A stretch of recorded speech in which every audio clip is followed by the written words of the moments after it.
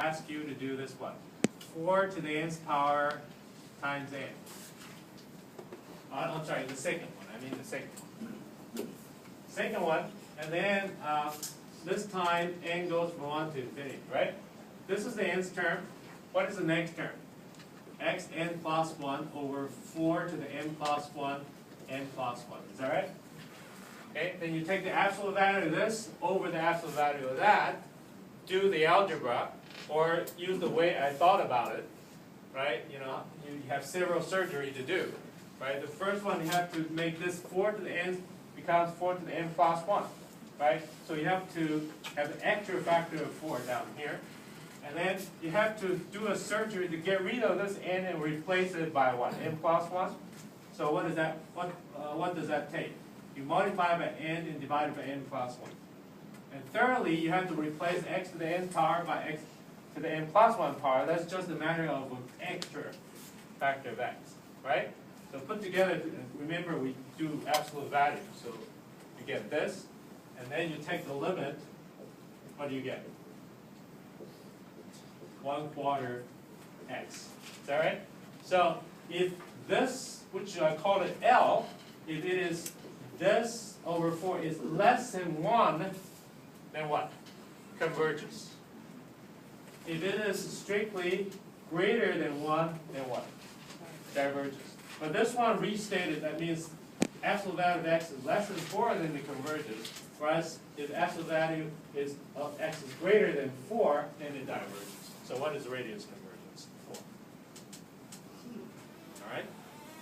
So that's the example. All right. And then how about this one? This one, unlike these, you see that this is a monomial. There's a certain power of n here. Right? There's a certain power of n here, right? Like a polynomial thing, right? Okay? So this one, in the end, when you do this ratio thing, ratio testing, this one always gives you 1, this piece. Right? This one is different. This one is dropping very, very aggressive. So this denominator is growing very fast. And so that makes a lot of difference. So let's do this one.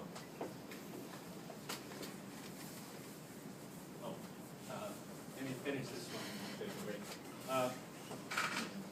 So number 4 is this is this term. What is the next term?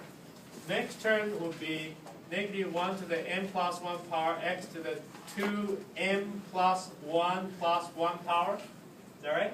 Over what? 2m plus 1 factorial. Is that right? For example, if this n is 1, then this is 3 factorial. What is this one? 5 factorial. Right? 3 factorial becomes 5 factorial. 7 factorial becomes what? 9 factorial, and so on. So from 7 factorial to 9 factorial, there are 2 extra factors, right? 8 and 9. Got it?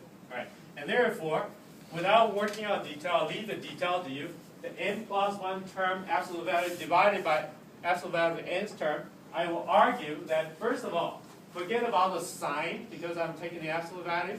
Right, so there's an extra factor, not just one extra factor of x, because you see that this is x to the 3rd power. What is the next one? X to the 5th power. 2 factors. Is that right? 2 factors of x. So I have x squared. Got it? Okay. And that takes that. How about denominator? If this were 5 factorial, this would be 7 factorial. So you have extra 6 and 7. Is that right? In the denominator. So in general, in going from 2n plus 1 factorial to something which is 2 more than factorial, then you have 2 extra factors. What are they? 2n plus 1. Next one is 2n plus 2. And next one is 2n plus 3. Right? 2 factors. And that takes care of that. And I said this sign, I'm going to wipe it out anyway because I use absolute value. So I get this, and then I take the limit, n goes to infinity. So what is that? What is this limit?